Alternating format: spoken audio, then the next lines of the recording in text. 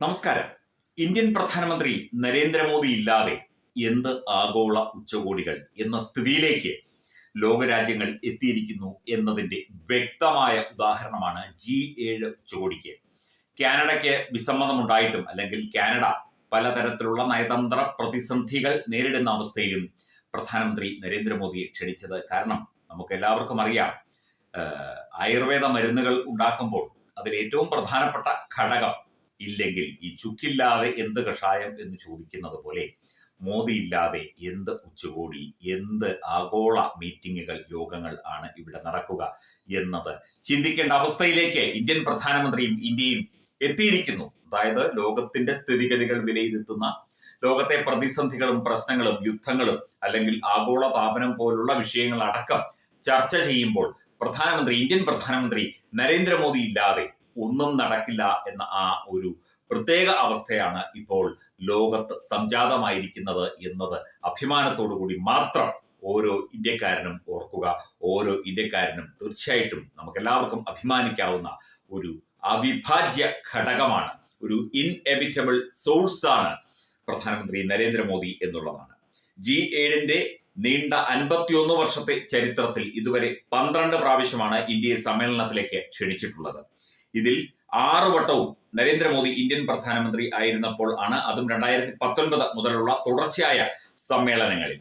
ഇപ്രാവശ്യവും ആദ്യം വിളിക്കാൻ അല്പം താമസിച്ച കാനഡ പുതിയ ശക്തിയായ ഇന്ത്യ ഇല്ലാതെ പിന്നെ എന്ത് G7 ഉച്ചകോടി എന്ന് പറഞ്ഞാണ് കാനഡ പ്രധാനമന്ത്രി ഇന്ത്യൻ പ്രധാനമന്ത്രി മോദിയെ ക്ഷണിച്ചത്. ഇത് തടയാൻ, അതായത് പലതരത്തിൽ ഈ ഒരു നരേന്ദ്രമോദിയെ ക്ഷണിക്കാതിരിക്കാനുള്ള പല അടവുകളും കാനഡ അടക്കമുള്ള രാജ്യങ്ങളും ചില സംഘടനകളും ചില ശക്തികളും ഒക്കെ നോക്കി. പക്ഷേ ഈ കാര്യം നടക്കണമെങ്കിൽ, G7 ഉച്ചകോടി ഭംഗിയായി നടക്കണമെങ്കിൽ, അതിൽ തീരുമാനങ്ങൾ ഉണ്ടാകണമെങ്കിൽ, അതിൽ അടുത്ത നടപടി എന്താണ് എന്ന് ചിന്തിക്കണമെങ്കിൽ തീർച്ചയായിട്ടും ഇന്ത്യ ഉണ്ടായേ പറ്റൂ, ഇന്ത്യൻ പ്രധാനമന്ത്രി നരേന്ദ്രമോദി ഉണ്ടായേ പറ്റൂ എന്നുള്ള ഒരു അവസ്ഥയിലേക്ക് ഈ ഉച്ചകോടിയുടെ അനുബന്ധ നടപടികളും എത്തി എന്ന് തന്നെയാണ് ഇതിൽ നിന്ന് മനസ്സിലാക്കുന്നത്. തീർച്ചയായിട്ടും നമ്മൾ എപ്പോഴും പറയാറുണ്ട്, ഇന്ത്യ ഒരു വിശ്വഗുരുവായിട്ട്, ലോകശക്തിയായി എന്നേ മാറിക്കഴിഞ്ഞു എന്നത്. അതുമായി ബന്ധപ്പെട്ട ഓരോ ദിവസവും ഓരോ തരത്തിലുള്ള പുതിയ വാർത്തകളും അതിൻ്റെ മറ്റ് കാര്യങ്ങളുമൊക്കെയാണ് പുറത്തു വന്നുകൊണ്ടിരിക്കുന്നത്. അതായത് അന്തർദേശീയ മാധ്യമങ്ങളിലടക്കം നരേന്ദ്രമോദിയുമായി ബന്ധപ്പെട്ട വാർത്തകൾ ഇല്ലാത്ത ഒരു ദിവസം പോലും ഉണ്ടാകില്ല എന്ന അവസ്ഥയിലേക്ക് എത്തിയിരുന്നു. ഇതിനു മുൻപ് അങ്ങനെ ആയിരുന്നോ നമ്മൾ എന്നുകൂടി നമ്മൾ ചിന്തിക്കണം. അല്ല, നമ്മൾ രാഷ്ട്രപരം വൈഭവം എന്ന് രാഷ്ട്രീയ സ്വയംസേവക സംഘത്തിന്റെ പ്രാർത്ഥനയിൽ പറയുന്നത് പോലെ ആ രാഷ്ട്ര പരം വൈഭവം നേതുമേതത് സ്വരാഷ്ട്രം എന്ന് പറയുന്നത് പോലെ ആ അവസ്ഥയിലേക്ക് നമ്മൾ എന്നേ എത്തിക്കഴിഞ്ഞു.